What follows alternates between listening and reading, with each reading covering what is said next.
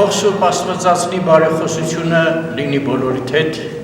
և առաջնորդի ձեզ ձեր կյանքի բոլոր օրերում։ Եվ նրան և նրա որդուն մեր Տեր և Փրկիչ Հիսուս Քրիստոսին հարկ, երկրպագություն և պատիվ այժմ և միշտ և հավիտյանս հավիտենից։ Ամեն։